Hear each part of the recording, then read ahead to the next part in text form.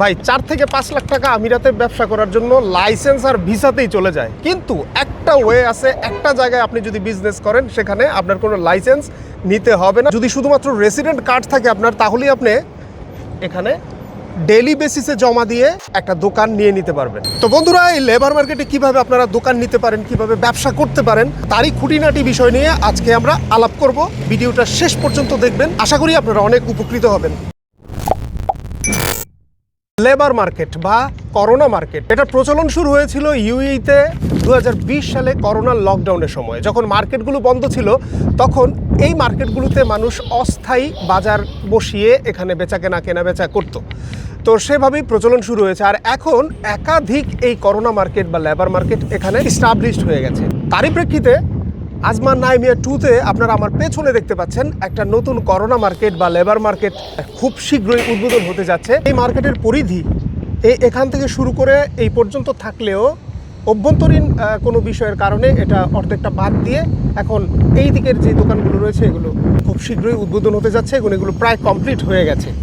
আপনাদের সুবিধার্থে ডেসক্রিপশন বক্সে ফোন নাম্বার এবং লোকেশন দিয়ে রাখবো। এখানে ব্যবসা পরিচালনা করার ক্ষেত্রে বাড়তি খরচ না হয়, পণ্যের দাম কেনা বেচাতে খুবই সাশ্রয় সব, আর এজন্যই এই বাজারটা এত বেশি জনপ্রিয়। বলাই বাহুল্য, এটার নাম লেবার মার্কেট হলেও এখানে সব শ্রেণীর মানুষই কিন্তু বাজার করতে আসে। এবার আপনাদেরকে বলে দিচ্ছি এখানে দোকান নিতে গেলে কত টাকা করে খরচ হচ্ছে।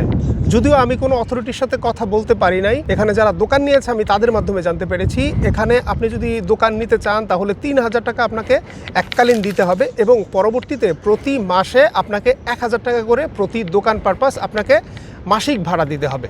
আর এখানে যারা ডেইলি বেসিসে দোকান ভাড়া নিয়ে ব্যবসা পরিচালনা করতে চান, তারা এখানে প্রতিদিন 70 থেকে 100 টাকা পর্যন্ত দৈনিক জমা দিয়ে আপনারা এখানে দোকানদারি করতে পারবেন। আর সেক্ষেত্রে আপনাকে বাড়তি কোনো ডকুমেন্টের রিকোয়ারমেন্ট তারা দেয় না। আর এই বাজারটা সম্পর্কে বলতে গেলে বলতে হয়, বাজারটা যেখানে করেছে এটা কিন্তু খুবই পপুলার একটা জায়গা। পাশেই ওখানে লেবার যারা শ্রমিক যারা আছে, শ্রমিক লোকগুলো কিন্তু এখানে থাকে, তাই আনুমানিকভাবে বলা যায় এই বাজারটার সম্ভাবনা অনেক ভালো। আর এই বাজারে কি কি পণ্য বিক্রি হয় তা সম্পর্কে যদি আপনি একেবারেই অবগত না হন, তাদেরকে বলছি এখানে কিন্তু শুধুমাত্র সবজি ফলমূল তাই বিক্রি হয় তা কিন্তু নয়। এখানে আপনি সব ধরনের প্রোডাক্টই কিন্তু সেল করার জন্য আলাদা আলাদা স্টল রয়েছে। মোবাইল অ্যাক্সেসরিজ, পাশাপাশি গার্মেন্টস আইটেম থেকে শুরু করে সব কিছুই আপনি এখানে বিক্রি করার জন্য স্টল আলাদা আলাদা পেয়ে যাবেন। তো বন্ধুরা, তথ্য দিয়ে আপনাদেরকে সহযোগিতা করার জন্য আপনার এই ভাই অনেকটা কষ্ট করে, সেজন্য একটু সাবস্ক্রাইব আর লাইক কমেন্ট শেয়ার মাস্ট চাচ্ছি। আর আপনারা যারা দুবাইতে ব্যবসা করতে চান বা যে কোনো তথ্য চান, ইনশাল্লাহ বলবেন, আমি